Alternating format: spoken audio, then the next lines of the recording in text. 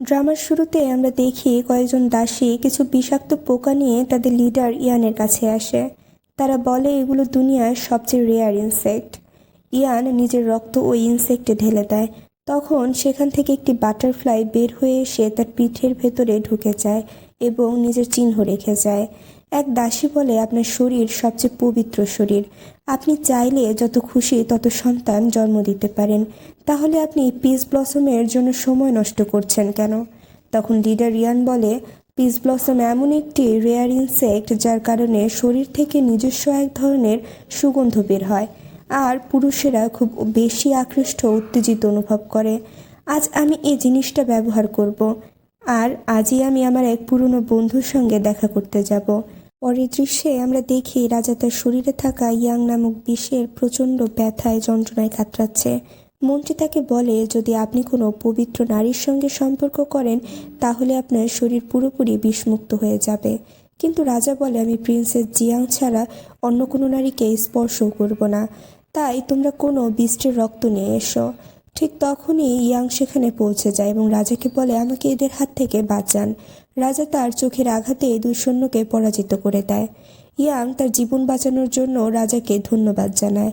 ঠিক তখনই রাজা ইয়ানের শরীরের সুগন্ধে আকৃষ্ট হয় এবং ভাবে, কেন এই মেয়েটার শরীরের ঘ্রাণ আমি এত বেশি উত্তেজিত অনুভব করছি। ইয়ান বলে, আমি তোমার বিষ দূর করতে পারি, তুমি চাইলে আমার রক্ত নিতে পারো। কিন্তু রাজা তাকে চলে যেতে বলে। তবুও ইয়াং নিজের কাঁধ এগিয়ে দেয়। রাজা তার কাঁধে কামড় দেয়, এতে সে কিছুটা আরাম পায় এবং অচেতন হয়ে পড়ে। ইয়ান ভাবে সে রিবার্থ নিয়েছে। তার আগের জন্মে রাজা ও জিয়াং কেবল তাকে বিষ দূর করার জন্য ব্যবহার করেছিল। জিয়াং কালো জাদু করে ইয়ানের 4টি পবিত্র সন্তানই নিজের করে নিয়েছিল এবং নিজের ছেলেদের জায়গায় ইয়ানের সন্তানকে বদলে দিয়েছিল। এই কারণে ইয়ানকে মেরে ফেলা হয়েছিল। এই জীবনে সে প্রতিশোধ নিতে এসেছে। সে বলে, জিয়াং, তুমি খুব প্রাউড ফিল করেছিলে যে রাজা তোমার পাশে আছে, কিন্তু এবার আমি এই প্রাসাদের রানী হব। আমি রাজাকে তোমার কাছ থেকে ছিনিয়ে নেব, তার ভালোবাসাও কেড়ে নেব, আর আমার 4টি সন্তানকে নিরাপদে জন্ম দেব এবং তোমার কালো জাদু থেকে তাদেরকে রক্ষাও করব। পরের সিনে দেখি মন্ত্রী দেখায় যে রাজাকে প্রভাবিত করা বিষের প্রভাব নিজে থেকে কিছুটা কমে গেছে এবং যে মেয়েটি তার বিষ দূর করতে পারে তার ছবিও দেখায়। রাজা ছবি দেখে বুঝতে পারে এই তো সেই মেয়ে যে তার জীবন বাঁচিয়েছিল। মন্ত্রী বলে, আপনি যদি মেয়েটির সঙ্গে ইন্টিমেট হন তাহলে আপনার বিষ পুরোপুরি দূর হয়ে যাবে। কিন্তু রাজা বলে, আমার মন তো শুধু জিয়াংয়েরই। মন্ত্রী বলে, আমি জানি, কিন্তু আপনি যদি মেয়েটির সঙ্গে না থাকেন তাহলে 1 বছরের মধ্যেই আপনার মৃত্যু হবে, আর আপনি কোনো নারীকে স্পর্শও করতে পারবেন না। রাজা বলে, যদি এটাই একমাত্র উপায় হয় তাহলে ঠিক আছে, যেভাবেই হোক আমি এই মেয়েটিকে প্রাসাদে নিয়ে আসব। এরপর আমরা দেখি দাসী ইয়ানকে বলে যে রাজপ্রাসাদের রক্ষীরা তাকে সব জায়গায় খুঁজছে, খুব শিগগিরই তাকে প্রাসাদে ডাকা হবে। তাহলে সে নিজে থেকে সামনে যাচ্ছে না কেন? ইয়ান বলে, আমার আগের জীবনে জিয়াং জানতো না যে আমার রক্ত রাজাকে বিষমুক্ত করতে পারে, কিন্তু এবার আমি তাকে সেটা দেখাবো। এবার আমি আমার রক্তের এমন নেশা লাগাবো যে রাজা আমার ছাড়া এক মুহূর্ত থাকতে পারবে না। এদিকে জিয়াং তার দাসীকে বলে যে এত মাস পর রাজা ফিরে আসছে, আমি খুব খুশি। দাসী বলে, রাজা পশ্চিম অঞ্চল থেকে এক মেয়েকে সঙ্গে করে নিয়ে আসছে। এটা শুনে জিয়াং খুব রেগে যায়। অন্যদিকে রাজা ইয়ানকে বলে, তোমার রক্ত আমার জন্য ঔষধ। যতদিন না এই বিষ পুরোপুরি শেষ হয়ে যাচ্ছে ততদিন তোমাকে এখানেই থাকতে হবে। এরপর তুমি এই প্রাসাদ ছেড়ে চলে যেতে পারবে। ইয়ান বলে, এই বিষ খুবই ভয়ঙ্কর, শুধু রক্ত ঠিক হবে না, এর জন্য আপনাকে আমার সঙ্গে ইন্টিমেট হতে হবে। রাজা রেগে গিয়ে বলে, আমি কখনোই জিয়ান ছাড়া অন্য কাউকে স্পর্শ করব না। ইয়ান মনে মনে ভাবে, দেখি তোমার ভালোবাসা কতটা শক্ত আর কতদিন টিকে থাকে। ঠিক তখনই রাজা আবার বিষের প্রভাবে নিয়ন্ত্রণ হারাতে শুরু করে। ইয়ান দেখে জিয়াং রাজাকে দেখতে আসছে। এই সুযোগে এসে নিজের কাঁধ আবার রাজার দিকে এগিয়ে দেয়। রাজা আবার তার কাঁধে কামড় দেয়। এই সব কিছু জিয়াং দেখে ফেলে এবং ভাবে রাজা তাকে চিট করছে। একজন সৈনিক জিয়াংকে বলে যে আপনার ছাড়া রাজার কাউকে স্পর্শ করেনি, তিনি শুধু বিষ দূর করার জন্য ওই মেয়েটির থেকে রক্ত নিচ্ছেন। এটা শুনে জিয়াং তার দাসীকে বলে, এই মেয়েটা এত সুন্দর, যদি সে রাজাকে সিডিউস করে তাহলে আমার জায়গা নিয়ে যাবে। এই কালকের মধ্যে তোর ভাইকে এখানে আন, আমি খুব শিগগিরই এই মেয়েটাকে প্রাসাদ থেকে বের করে দেব। অন্যদিকে ইয়ান তখন রাজার ঘরে থাকে। রাজা যখন চোখ খুলে দেখে ইয়ান তার নিজের কাঁধ থেকে কাপড় সরাচ্ছে, রাজা রেগে গিয়ে বলে, তুমি এতটা নির্লজ্জ যে আমাকে সিডিউস করার জন্য এসব করছো। ইয়ান বলে, আমি তো শুধু আমার কাঁধ থেকে ব্লাড নিয়ে আপনার জন্য মেডিসিন বানাচ্ছিলাম। কিন্তু কিং তার গলা চেপে ধরে বলে, যদি তুমি আমাকে সিডিউস করার ট্রাই করো তাহলে আমি তোমাকে মেরে ফেলবো, আর আমার পারমিশন ছাড়া কখনোই আমার ঘরে আসবে না। এই কথা বলে সে চলে যায়। এরপর দাসী ইয়ানকে বলে, কিং জিয়ানকে খুবই ভালোবাসে, প্রাসাদের জিয়ান স্পেশাল ট্রিটমেন্টও পায়। ইয়ান তখন বলে, আমার শরীরের সুগন্ধ কিংকে এমনভাবে তৃষ্ণার্ত করে তুলবে যে সে নিজেকে আর নিয়ন্ত্রণ করতে পারবে না। তখন আমি যা চাই সবই আমি পেয়ে যাব। এরপর দেখানো হয় জিয়াং তার দাসীর ভাইকে বলে, তোমাকে ইয়ানের সঙ্গে এক রাত থাকতে হবে। রাজা যখন এই দৃশ্য দেখবে তখন সে ইয়ানকে প্রাসাদ থেকে বের করে দেবে, কিন্তু ইয়ান গোপনে এইসব কথা শুনে ফেলে। সন্ধ্যায় কিং ও জিয়াং একসঙ্গে ডিনার করছিল। ঠিক তখনই ইয়ান সেখানে আসে। কিং জিজ্ঞেস করে, কার অনুমতিতে তুমি এখানে এসেছো? জিয়াং বলে, ইয়ান তো তোমার জীবন বাঁচাচ্ছে, তাই আমি ওকে ডিনারের জন্য ডেকেছি। আসলে জিয়াং চায় ইয়ানকে ওষুধ মেশানো স্যুপ খাওয়াতে, যাতে সে নিজের পরিকল্পনা বাস্তবায়ন করতে পারে। জিয়াং ইয়ানকে স্যুপ অফার করে, কিন্তু ইয়ান সবই জানতো, তাই সে অভিনয় করে বলে যে তার মাথা ঘোরাচ্ছে। এতে জিয়াং মনে মনে করে তার পরিকল্পনা সফল হয়েছে। সে তার দাসীকে বলে, আমি ডাক্তার পাঠাচ্ছি, তুমি ইয়ানকে তার ঘরে নিয়ে যাও। দাসী পরীক্ষা করে দেখে ইয়ান যেন পুরোপুরি অচেতন। এরপর দাসীর ভাই সেখানে আসে এবং ইয়ানকে বলে, জিয়াংয়ের জন্য আজ আমি তোমাকে ছাড়ব না, তোমার অবস্থা আমি মৃত্যুর থেকেও ভয়ঙ্কর করে তুলব। সে ইয়ানের দিকে এগিয়ে যায়। অন্যদিকে জিয়াং কিংকে সঙ্গে নিয়ে ইয়ানের ঘরের দিকে যায়। সে বলে, ইয়ান তোমার জন্য এত কিছু করছে, আমি চাই না তার কোনো ক্ষতি হোক। ঠিক তখন জিয়াংয়ের দাসী নাটক করে রাজাকে বলে যে ইয়ানের ঘরের ভেতর থেকে বন্ধ, কোনো পুরুষের আওয়াজ শোনা যাচ্ছে। জিয়াং বলে, তাহলে কি কোনো চোর ঢুকে পড়েছে? রাজা ইয়ানকে ডাক দেয়। তখন দাসী বলে, আমি শুনেছি পশ্চিম অঞ্চলে মেয়েরা চরিত্রহীন হয়, তাহলে কি ইয়ানও তেমন? সে আরও বলে, ইয়ানের কণ্ঠস্বর শুনে মনে হচ্ছে সে যেন কোনো পুরুষের সঙ্গে আছে। এতে রাজা খুব রেগে গিয়ে দরজা ভেঙে ফেলে, কিন্তু ভেতরে ইয়ান ছাড়া আর কাউকে পাওয়া যায় না। ইয়ান অভিনয় করে দেখায় যে তার শরীরের অবস্থা খুব খারাপ। তখন ডাক্তার তার নাড়ি পরীক্ষা করে বলে, অতিরিক্ত রক্তক্ষরণের কারণে তার অবস্থা গুরুতর হয়ে গেছে। ইয়ানের দাসী রাজাকে বলে, আপনার ঔষধ বানানোর জন্য ইয়ান নিজের শরীর থেকে অনেক বেশি রক্ত বের করেছে। রাজা মনে মনে ভাবে, এই মেয়েটা নিজের কথা একটুও ভাবে না, শুধু আমার কথাই ভাবে। অন্যদিকে জিয়াং মনে মনে ভাবে, তুমি রাজাকে সিডিউস করার জন্য এসব নাটক করছো, আমি তোমাকে ছাড়বো না। ডাক্তার বলে, চিন্তা করবেন না, আমি এই ওষুধ দেব, ইয়ান তাড়াতাড়ি ঠিক হয়ে যাবে। ঠিক তখনই রাজার শরীরে বিষের প্রভাব চরমে পৌঁছে যায়। সে প্রচণ্ড যন্ত্রণায় চিৎকার করতে থাকে। ডাক্তার বলে, এখন বিষের প্রভাব সর্বোচ্চ স্তরে পৌঁছেছে, এই মুহূর্তে যদি রাজা ইয়ানের সঙ্গে না থাকে তাহলে সে মারা যাবে। রাজা বলে, আমি জিয়াং ছাড়া অন্য কাউকেও স্পর্শ করব না। তখন ডাক্তার বলে, আপনার সামনে দুটো পথ আছে, আপনি ইয়ানের সঙ্গে থাকবেন, নয়তো খুব ভয়াবহভাবে মৃত্যুবরণ করবেন। ইয়ান বলে, এত কিছুর দরকার নেই, আমি আমার হৃদয় থেকে রক্ত বের করে দেব। সে নিজের চুল থেকে পিন খুলে নিজের বুকে আঘাত করতে চায়, কিন্তু রাজা তার হাত ধরে ফেলে এবং বলে, তুমি নিজেকে মেরে ফেলতে চাও, কিন্তু আমার স্পর্শ নিতে চাও না। ইয়ান বলে, আমি আপনার আর জিয়াংয়ের মাঝে আসতে চাই না। তাছাড়া জিয়াং আমাকে খুব ভালোভাবে দেখভাল করেছে, আমি তার সঙ্গে এমন কিছু করতে পারি না। তখন রাজা বলে, সবাই এখান থেকে চলে যাও। এতে জিয়াং খুব কষ্ট পায়, সে কাঁদতে কাঁদতে সেখান থেকে চলে যায়। ইয়ান রাজাকে বলে, আপনার আমার সঙ্গে থাকার দরকার নেই, আপনি শুধু আমার কাঁধে কামড় দিয়ে ব্লাড নিতে পারেন। কিন্তু রাজা যখন তার কাঁধের দিকে তাকায়, দেখে পুরো কাঁধই ক্ষতে ভরা। রাজা ভাবে, এই মেয়েটা কতটা পাগল, তার পুরো কাঁধ ক্ষতে ভর্তি, তবুও সে শুধু আমার কথাই ভাবছে। এরপর সে ইয়ানকে কোলে নিয়ে বিছানার দিকে এগিয়ে যায়। বলে, আমার এটা ঠিক মনে হচ্ছে না, জিয়াং কি ভাববে? রাজা বলে, ওর চিন্তা করো না, আমি তাকে বুঝিয়ে দেব, আমি তোমাকে আঘাত করব না। এরপর সে ইয়ানের সঙ্গে নাইট স্পেন্ড করে।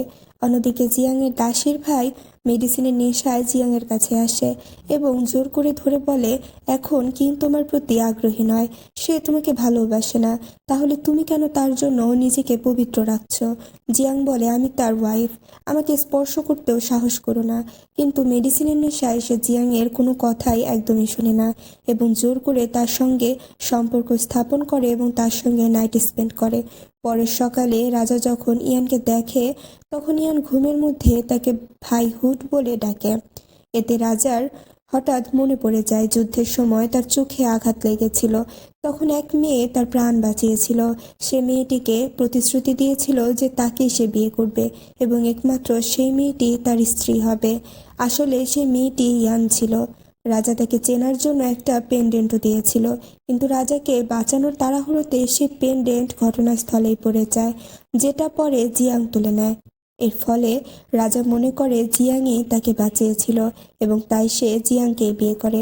বর্তমান সময়ে ফিরে এলে রাজা ইয়ানকে জিজ্ঞেস করে, এইমাত্র তুমি আমাকে কি নামে ডাকলে? ইয়ান কিছুই জানে না, তাই সে বলে, আমি কিছুই জানি না, আপনি হয়তো ভুল শুনছেন। এরপর সে বলে, এখন তো আপনার বিষ সেরে গেছে, আমি এই প্রাসাদ থেকে চলে যাব। রাজা বলে, তুমি কি আমাকে এতটাই ঘৃণা করো যে এই প্রাসাদে থাকতেও চাও না?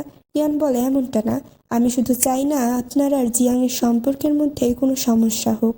রাজা বলে, এই বিষ এত তাড়াতাড়ি পুরোপুরি সেরে যাবে না, যখন সম্পূর্ণভাবে ঠিক হবে তখন তুমি চলে যেও। অন্যদিকে জিয়াং ওয়ানকে বলে, গত রাতে তুমি নেশার ঘরে আমার সঙ্গে জোর করে সম্পর্ক স্থাপন করেছ। ওয়ান বলে, ওষুধের কারণে তার কিছুই মনে নেই। জিয়াং বলে, তুমি যদি এখনই এখান থেকে সরে না যাও তাহলে রাজা তোমাকে আর আমাকেই মেরে ফেলবে। ঠিক তখনই কিং জিয়াংয়ের সঙ্গে দেখা করতে আসে। ওয়ান লুকিয়ে পড়ে আর জিয়াং এমন ভান করে যেন কিছুই হয়নি।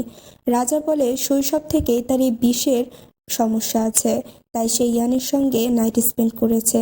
জিয়াং বলে, এখন তো এই রোগটা সেরে গেছে, তাহলে কি তুমি ইয়ানকে চলে যেতে দেবে? কিং বলে, না, এখন সেই মেনশনে থাকবে, কারণ বিষের প্রভাব পুরোপুরি শেষ হয়নি। জিয়াং বলে, সে তো খুব সুন্দর, তাহলে কি তুমি আমাকে ভালোবাসা বন্ধ করে দেবে? বলে, তুমি আমার প্রাণ বাঁচিয়েছ, আমি সেটা কখনো ভুলবো না, তাই তুমি আমার ওয়াইফ থাকবে। জিয়াং মনে মনে ভাবে, রাজাকে আমি বাঁচাইনি, কিন্তু এই সত্য আমি কখনোই রাজাকে জানতে দেব না। এরপর দেখা যায় জিয়াংয়ের দাসী ইয়ানকে খাওয়ার জন্য শুধু ফ্রুট দেয়। ইয়ানের দাসী বলে, শুধু ফল খেয়ে সে কিভাবে সুস্থ হবে? দাসী বলে, তার রক্ত কিংয়ের মেডিসিনে ব্যবহার করা হচ্ছে, তাই সে এতটুকুই খাবে। আর রাজার আদেশ প্রতিদিন ইয়ানের ব্লাড দিতে হবে। ব্লাড নেয়ার পর সেটা সে বাগানে গিয়ে ফেলে দেয়। দাসী বলে, প্রিন্সেসের আদেশ, প্রতিদিন ইয়ানের ব্লাড নিয়ে ফেলে দিতে হবে। ইয়ানের দাসী এসব দেখে ইয়ানকে জানায় এবং বলে, আমি কিংকে সব বলে দেব। ইয়ান বলে, তুমি বললে কি রাজা সেটা বিশ্বাস করবে? উল্টো তোমাকেই দোষী বানানো হবে। এরপর দেখা যায় রাজা এবং জিয়াং একসঙ্গে বসে আছে। জিয়াং তাকে ড্রিঙ্ক অফার করে বলে, আমরা অনেকদিন একসঙ্গে সময় কাটাইনি, আজকে তুমি আমার ঘরে থাকবে। রাজা রাজি হয়। জিয়াং যখন তার কাছে যেতে যায় তখন রাজার চোখে জিয়াংয়ের জায়গায় ইয়ান ভেসে ওঠে। সে জিয়াংকে ধাক্কা দিয়ে সরিয়ে দেয় এবং তার মনে ইয়ানের কাছে যাওয়ার প্রবল ইচ্ছা জাগতে থাকে। রাজা ইয়ানের ঘরে যায়। সেখানে দাসী ইয়ানকে বলে, আপনি কেন কিংকে বলেন না যে প্রিন্সেস আপনার রক্ত নষ্ট করছে? ইয়ান বলে, জিয়াং যদি এটাই চায় আমি দেব, আমার কাছে সেও রাজার মতো ইম্পর্ট্যান্ট। এই কথা রাজা শুনে ফেলে এবং ভাবে, মনে হচ্ছে আমি তোমার প্রেমে পড়তে শুরু করেছি। তখন ইয়ান বাইরে চলে আসে। আপনি এই সময় এখানে কেন? রাজা বলে, জিয়াং তোমার সঙ্গে এমন করছে, তুমি আমাকে কেন বলনি? ইয়ান বলে, আমি প্রতিদিন আপনাকে রক্ত দিতে রাজি, যদি এতে আপনার রোগ সেরে যায় তাহলে আপনাকে আমার সঙ্গে থাকতে হবে না। রাজা বলে, তোমার এই দিকটাই আমার অপছন্দ, তুমি প্রাসাদ ছেড়ে যেতে চাও। সে ইয়ানকে টেনে নিজের কাছে আনে। ইয়ান বলে, আপনি আমাকে আঘাত দিচ্ছেন, দয়া করে ছেড়ে দিন। কিন্তু রাজা শোনে না। ইয়ান বলে, আপনি জিয়াং নই, আপনি হয়তো ভুল বুঝছেন। রাজা বলে, আমি সব জানি, তুমি ইয়ান, আর তুমি শুধু আমার ওমেন হতে পারো। এরপর রাজা তাকে কিস করে। এই সব কিছু জিয়াং দেখে ফেলে।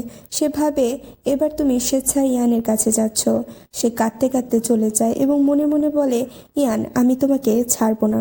নেক্সট পার্টে আমরা দেখতে পারবো কিং কি ইয়ানকে ভালোবাসে নাকি জিয়ানের কাছে চলে যায়। আর ইয়ান কি নিজের 4টি সন্তানকে ঠিকভাবে জন্ম দিতে পারে? ফার্স্ট পার্টের শুরুতে আমরা দেখি পরদিন সকালে জিয়াং রাজাকে বলে, আমরা অনেক দিন বাইরে ঘুরতে যাইনি, আমি ঘুরতে যেতে চাই। রাজা রাজি হয়। ঠিক তখন ইয়ান সেখানে আসে। জিয়াং ভালো হওয়ার ভান করে এবং তাকে ওয়েলকাম জানায় এবং বলে ডাক্তার বলেছেন রাজার বিষ পুরোপুরি সেরে গেছে, তাই ইয়ানকে জোর করে এখানে রাখা উচিত নয়। মনে মনে ভাবে এই প্রাসাদ আমার, আমি তোমাকে এখানে থাকতে দেব না। ঠিক তখনই ইয়ানের বমি হয়। পরে জানা যায় ইয়ান প্রেগনেন্ট। কিং বলে এটা আমাদের প্রথম সন্তান, রয়্যাল চাইল্ড, তাই আমি তোমাকে প্রাসাদের কনসোর্ট বানাবো। সবাই তাদের অভিনন্দন জানায়। জিয়াং ভান করে খুশি হয়, কারণ সে রাজার থেকে আলাদা হতে চায় না। এই জন্য সে নিজের দাসীকে বলে আমার জুয়েলারি থেকে সব থেকে দামি জুয়েলারি এনে দাও, আমি এটা ইয়ানকে উপহার দেব। কিন্তু ইয়ান জানতো সবই অভিনয়। জিয়াং মনে মনে ভাবে আমি তোমাকে প্রাসাদে থাকতে দেব না, আর তুমি এখানে তোমার সন্তানও ঠিকভাবে জন্ম দিতে পারবে না। অন্যদিকে ইয়ান ভাবে আমি শুধু প্রাসাদের রানী হব না, আমি আমার 4 সন্তানকে নিরাপদে জন্ম দেব। এরপর আমরা দেখি ইয়ান ও কিং এর বিয়ে হচ্ছে। ইয়ান জিয়াংকে একটি উপহার দেয় এবং বলে এটি মেডিসিনাল, আমাদের এলাকার সবচেয়ে বিখ্যাত ব্রেসলেট, এটা পরলে প্রেগনেন্সি ধরে রাখতে সাহায্য হয়। জিয়াং ভাবে তুমি কি আমাকে খোঁচা দিচ্ছ যে আমি সন্তান ধারণ করতে পারছি না? তোমাকে আমি ছাড়বো না। ঠিক তখনই জিয়াংয়ের বমি শুরু হয়। ইয়ানের দাসী বলে আমি লক্ষ্য করছি সকাল থেকেই প্রিন্সেসের লক্ষণগুলো ইয়ানের মতোই। তখন জিয়াংয়ের মনে আসে কোথাও কি আমিও প্রেগনেন্ট, কারণ আমিও তো সেই রাতে কারোর সঙ্গে ছিলাম। ইয়ানের সুযোগ নিয়ে তার দাসীকে বলে ডাক্তারকে ডেকে আনো। বলে আমার তো শুধু হালকা পেটে ব্যথা, আমি একটু বিশ্রাম নিলেই ঠিক হয়ে যাবে। আজ তো কিং আর ইয়ানের বিশেষ দিন, আপনাদের একসাথে থাকা উচিত। এই বলে সে চলে যায়। এরপর ডাক্তার জিয়াংয়ের নাড়ি পরীক্ষা করে জানায় সেও প্রেগনেন্ট। জিয়াং বলে আমি বাচ্চা জন্ম দেব না, আমি অ্যাবর্শন করব। ডাক্তার বলে আপনার শরীর খুবই দুর্বল, এখন যদি অ্যাবর্শন করান তাহলে ভবিষ্যতে আপনি আর কখনো মা হতে পারবেন না। জিয়াং ডাক্তারকে হুমকি দেয়, যদি তুমি এই খবর কাউকে বলো আমি তোমার পুরো পরিবারকে রাজ্য থেকে বের করে দেব। ডাক্তার বলে আমি কাউকে কিছু বলবো না। জিয়াং কান্নায় ভেঙে পড়ে। কিং যদি জানতে পারে সে আর কখনো আমাকে ভালোবাসবে না, আমি কি করব? তখন সেখানে ওয়ান আসে। জিয়াং তাকে চড় মারে এবং বলে সব তোমার জন্য হয়েছে, সবাই বুঝে যাবে এই সন্তান কিংয়ের নয়, কারণ তোমার মুখের দাগ বাচ্চার শরীরেও থাকবে। ওয়ান বলে যদি তুমি এই ওষুধ পান করো আর তোমার রক্ত এই ইনসেক্টে মিশাও, তাহলে তোমার সন্তান ইয়াংয়ের শরীরে চলে যাবে আর ইয়ানের সন্তান তোমার শরীরে আসবে। তখন সবাই ভাববে ইয়ানি কিংকে প্রতারণা করেছে। জিয়াং বলে এবার তো ঈশ্বরও আমাকে সাহায্য করছেন। সে তার দাসীকে বলে ফার্মেসি থেকে ইয়ানের রক্ত নিয়ে আসো। ইয়াং মেডিসিন নিয়ে নিজের আর ইয়ানের রক্ত ইনসেক্টে মেশায়। কালো ধোঁয়া বের হয়, তার পেটে ঢুকে যায় আর তার তীব্র ব্যথা শুরু হয়।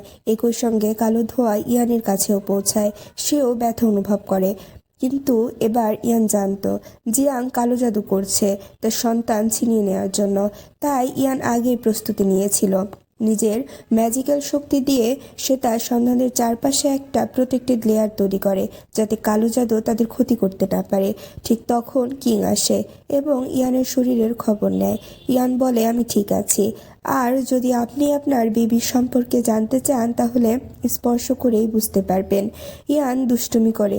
কিং আর ইয়ান কাছাকাছি আসে। হঠাৎ এক দাসী এসে বলে জিয়াং ভালো নেই, সে আপনাকে ডাকছে। ইয়ান বলে আপনি জিয়াংয়ের কাছে যান। কিং যেতে চায় না, কিন্তু ইয়ানের অনুরোধে চলে যায়। ইয়ানের দাসী বলে আপনি কিংকে যেতে দিলেন কেন? ইয়ান বলে আগের জীবনে জিয়াং আমার সন্তানদের কেড়ে নিয়েছিল, কিন্তু এবার আর তা হবে না। এবার আমি আমার সন্তানদের নিরাপদে জন্ম দেব, আর ওর সন্তানও নিজেই জন্ম দেবে, যাতে সবাই বুঝতে পারে প্রতারণা আমি করিনি, করেছে সে। অন্যদিকে জিয়াং কিংকে বলে অনেকদিন ধরে আমি ঠিকমতো ঘুমাতে পারছি না, আজ রাত কি আপনি আমার সঙ্গে থাকবেন? কিং রাজি হয়ে যায়। জিয়াং ইচ্ছে করে এক ধরনের নেশা জাতীয় ধোঁয়া রাখে, তার গন্ধে কিং অজ্ঞান হয়ে যায়। জিয়াং নিজের রক্তে একটি সাদা কাপড়ে লাগিয়ে বলে আমার প্রথমবার আপনার সঙ্গে না হলেও আমি আপনাকেই শুধু ভালোবাসি, কিন্তু ইয়ান আপনাকে আমার থেকে ছিনিয়ে নিতে পারবে না। সে কিংয়ের কাছে যায়, কিন্তু হঠাৎ করে তার পেটে ব্যথা শুরু হয়। সে বলে ইয়ান তোমার জন্যই আমাকে এই ব্যথা সহ্য করতে হচ্ছে, কিন্তু প্রবলেম নেই, যখন তুমি আমার বাচ্চাকে জন্ম দেবে তখন আমি তোমাকে আরও বেশি কষ্ট দেব। পরদিন সকালে সে কিংকে বলে গতরাতে আমি পুরোপুরি আপনার হয়েছিলাম। সে ব্লাড মাখা কাপড় দেখায়। কিং ভাবে আমার কেন গতরাতের কিছুই মনে নেই। জিয়াং জিজ্ঞেস করে আপনি কি আমাকে ভালোবাসেন? কিং বলে আমাকে ক্ষমা করে দাও, আমরা 2 বছর ধরে বিবাহিত, কিন্তু আমি কখনোই তোমাকে একজন স্ত্রীর অধিকার দিতে পারিনি। তুমিই আমার একমাত্র স্ত্রী থাকবে।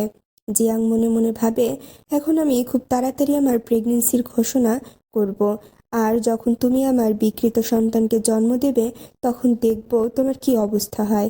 এরপর আমরা দেখি কিং তার প্রাসাদে একজন জ্যোতিষীকে ডাকে, যাতে সে তার সন্তানদের সম্পর্কে ভবিষ্যৎবাণী করতে পারে। জ্যোতিষী নিজের পদ্ধতি ব্যবহার করে বুঝতে পারে একজনের শরীরের চারপাশে অশুভ শক্তি আর আরেকজনের গর্ভের পাশে শক্তিশালী দিব্য শিশু, যে ঈশ্বরের অবতার। কিং জিজ্ঞেস করে আপনি কি বলতে পারবেন কার গর্ভে সেই দিব্য সে নিজের শক্তি প্রয়োগ করে বিভ্রান্ত হয়ে যায়, কারণ ইয়ানের শরীরের চারপাশে অশুভ শক্তি থাকলেও তার সন্তান সম্পূর্ণ পবিত্র। অন্যদিকে জিয়াংয়ের শরীরের চারপাশে ভালো শক্তি থাকলেও তার গর্ভের সন্তান অশুভ। জ্যোতিষী মনে মনে ভাবে আমি যদি সত্যি বলি জিয়াং আমাকে শাস্তি দেবে, তাই সে জিয়াংয়ের নামে বলে দেয়। সে কিংকে বলে জিয়াংয়ের গর্ভের সন্তানই দিব্য সন্তান। জিয়াং ভাবে তাহলে কি ইয়ান আসলেই দিব্য সন্তান জন্ম দেওয়ার কথা ছিল, কিন্তু সমস্যা নেই, এখন থেকে এই সন্তানগুলো আমার। এরপর জ্যোতিষী বলে ইয়ানের শরীরের চারপাশে থাকা অশুভ শক্তি জিয়াংয়ের দিব্য সন্তানদের ক্ষতি করতে পারে, তাই ইয়ানের জন্য জিয়াংয়ের থেকে দূরে থাকাই ভালো। জিয়াং কিংয়ের পেছনে দাঁড়িয়ে বলে আমি আমার সন্তানকে রক্ষা করব। ইয়ান কিংকে বলে আমি নিজেকে আলাদা করে রাখবো, বাইরে বের হব না। কিং বলে তুমি টেনশন করো না, তোমার কোনো কিছুর অভাব হবে না। ইয়ান মনে মনে ভাবে এটা তো শুধু একটা অজুহাত, এর মাধ্যমেই আমি আমার সন্তানদের নিরাপদে জন্ম দিব। অন্যদিকে জিয়াং ভাবে যেদিন তুমি আমার বিকৃত সন্তানদের জন্ম দেবে সেদিন হবে তোমার শেষ দিন। ইয়ান ভাবে এইবার আর তা হবে না, আগের জন্মে তুমি আমার সঙ্গে যা করেছিলে এবার তার পুনরাবৃত্তি হবে না।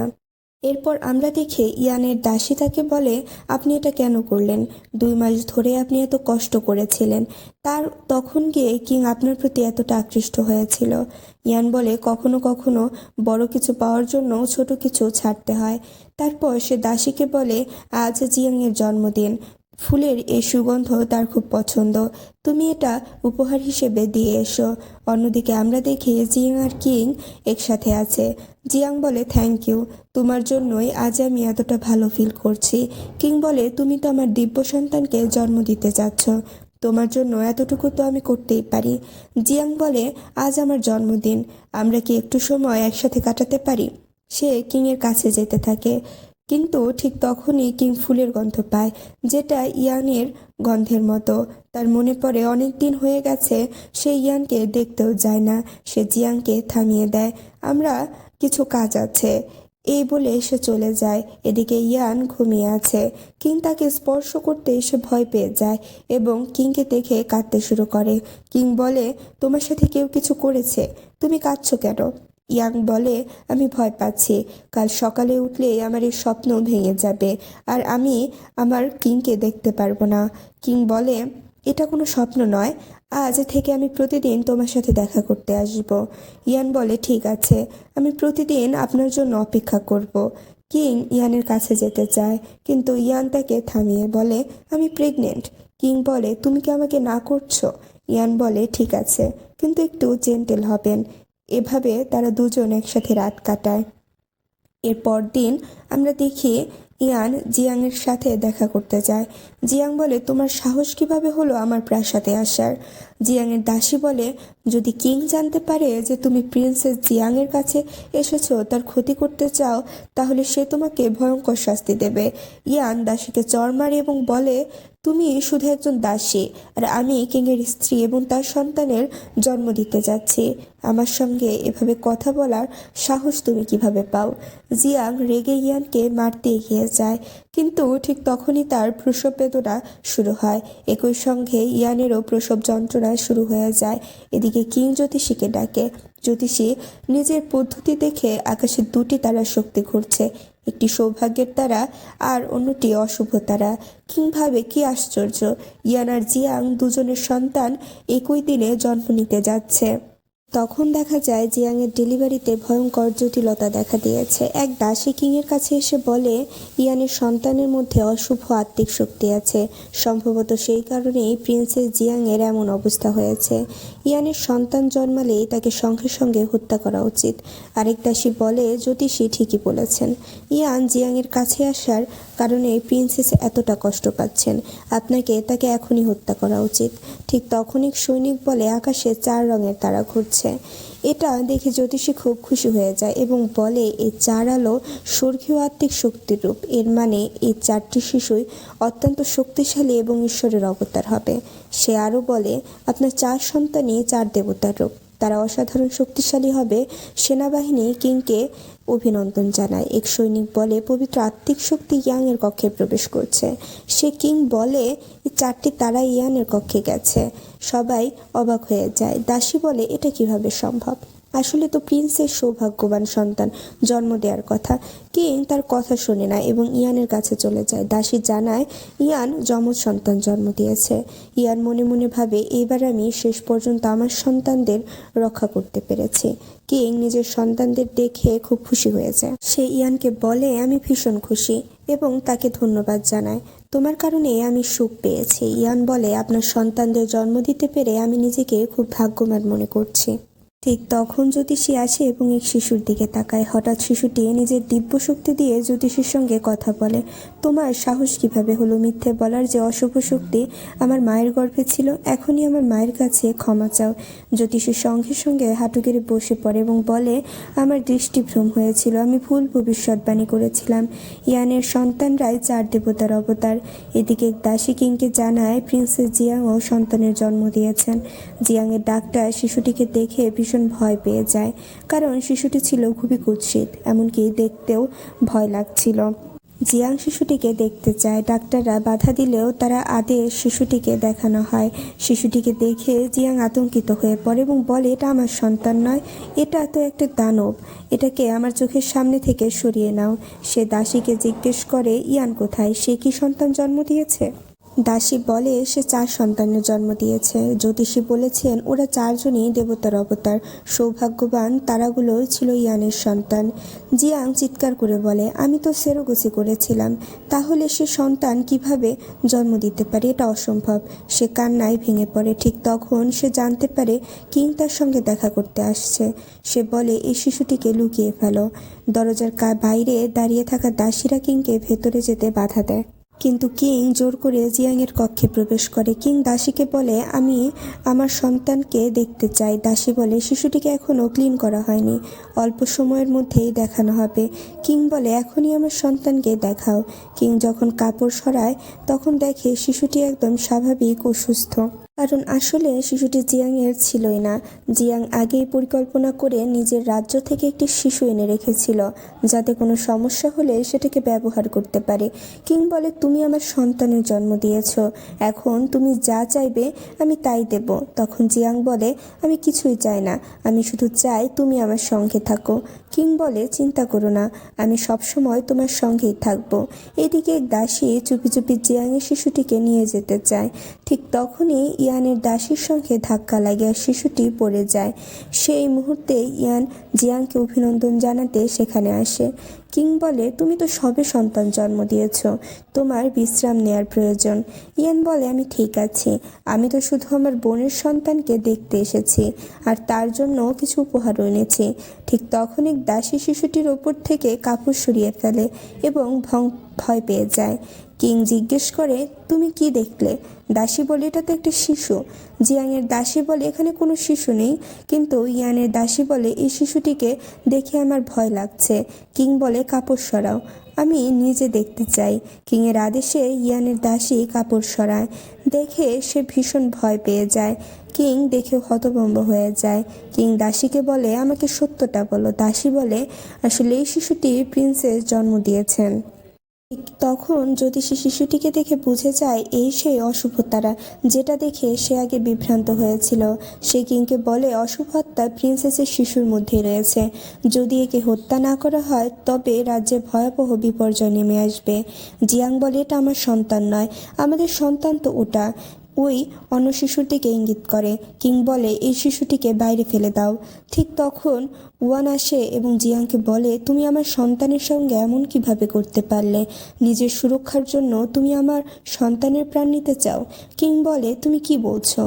ওয়ান বলে, আমি জিয়াংকে ভালোবাসতাম, এই শিশুটি আমাদের দুজনের, কিন্তু এখন আমি তাকে আর ভালোবাসি না, কারণ সে নিজেকে বাঁচাতে গিয়ে একটি শিশুকেও ছাড়েনি। এখন কিং সব কিছু বুঝে ফেলে। জিয়াং যে শিশুটিকে দেখিয়েছিল সেটি আসলে নকল ছিল। কিং বলে, এই ওর ফেসে যে জন্মদাগ আছে ঠিক একই দাগ ওই শিশুটির ফেসেও আছে। এর মানে একটাই, এই শিশুটি ওয়ান এবং জিয়ানের। কিং জিয়াংয়ের গলা চেপে ধরে বলে, আমি তোমাকে এত ভালোভাবে দেখাশোনা করেছি আর তুমি আমার সঙ্গে এমন করলে কেন?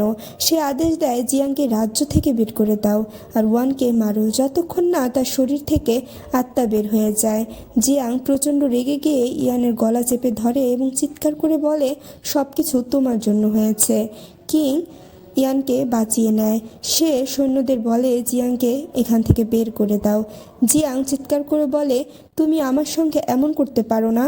ইয়ান মনে মনে ভাবে, এ সব কিছু তোমার নিজের কাজের ফল জিয়াং। পরদিন আমরা দেখি কিং তার সন্তানদের দেখে বলে, তোমরা একেবারে তোমার মায়ের মতো হয়েছ। ঠিক তখন এক শিশু তার দিব্য শক্তি দিয়ে কিংকে বলে, আমার মা আগের জন্মে আপনাকে কতটা ভালোবাসতেন, কিন্তু আপনি আমার মাকে অনেক কষ্ট দিয়েছিলেন। কিং বুঝতে পারে না এই কণ্ঠস্বর কোথা থেকে আসছে। শিশুটি বলে, পাপ্পা আমি বলছি। সে আবারও বলে, আগের জন্মে আমার মা আপনাকে যুদ্ধে বাঁচিয়েছিলেন, কিন্তু আপনি অন্য কাউকে বিয়ে করেছিলেন। শুধু তাই নয়, আপনি আমার মাকে কষ্ট দিয়েছিলেন এবং শেষ পর্যন্ত তাকে মেরে ফেলেছিলেন। কিং ভাবতে থাকে, যুদ্ধে যে আমাকে বাঁচিয়েছিল সে কি তাহলে সত্যিই ইয়ানি ছিল? সে বলে, এটা কিভাবে সম্ভব? ঠিক তখন শিশুটি তার দিব্য শক্তি ব্যবহার করে কিংকে এক অলৌকিক শক্তি দেয়। সেই দৃষ্টিতে কিং দেখতে পায় যুদ্ধে আসলে ইয়ানি তাকে সাহায্য করেছিল, কিন্তু তাড়াহুড়োর মধ্যে ইয়ান তার পেন্ডেন্ট সেখানে ফেলে রেখে চলে গিয়েছিল, যেটা পরে জিয়াং কুড়িয়ে পায়। তাই কিং ভেবেছিল জিয়াংই তাকে বাঁচিয়েছিল এবং সেই ভুল বুঝাবুঝির কারণেই সে জিয়াংকে বিয়ে করেছিল। সে আরও দেখতে পায় কিভাবে জিয়াং ইয়ানকে কষ্ট দিয়েছিল। সব কিছু দেখে কিং ভীষণ অনুতপ্ত হয়। শিশুটি বলে, শুধু তাই নয়, জিয়াং কালো জাদু ব্যবহার করে স্যারোগেসির মাধ্যমে আমাদের তার শরীরে বসানোর চেষ্টা করেছিল, কিন্তু আমার মা খুবই বুদ্ধিমান ছিলেন, তিনি আমাদের নিরাপদে জন্ম দিয়েছেন। কিং ভাবে, যদি ইয়ানি লিটল মুন হয়ে থাকে তাহলে সে আমাকে কখনো বলেনি কেন?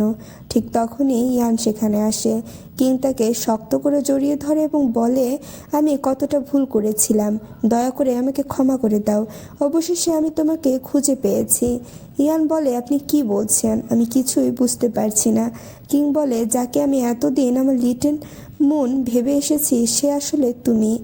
এরপর সে সেক্রেটারিকে ডেকে বলে, এটা আমার আদেশ, আজ থেকে এই রাজ্যে কালো জাদু সম্পূর্ণ নিষিদ্ধ এবং আজ থেকে ইয়ান এই প্রাসাদের রানী হবে।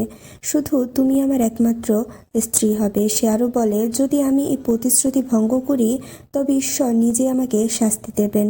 ইয়ান বলে, আমি তো কখনোই আপনার থেকে দূরে যেতে চাইনি, আমি সবসময় আপনার সঙ্গেই থাকতে চাই। কিং বলে, যুদ্ধে তুমি যখন আমাকে রক্ষা করেছিলে তখন আমি জানতাম না যে সে তুমি, এই কারণে আমি জিয়াংকে বিয়ে করেছিলাম, কিন্তু এখন আমি সব বুঝতে পেরেছি।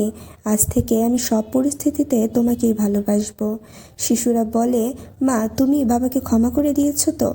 ইয়ান বলে, এখন আমি আমার পুরো জীবন সুখে ভালোবাসায় আমার হাজব্যান্ড অ্যান্ড সন্তানদের নিয়ে কাটাবো। এখানে ড্রামার সমাপ্তি ঘটে। Thank you for everyone. সবাইকে হ্যাপি নিউ ইয়ার অ্যান্ড আপনারা প্লিজ লাইক অ্যান্ড কমেন্ট করবেন, এটা আমার জন্য খুব ইম্পর্ট্যান্ট। ধন্যবাদ।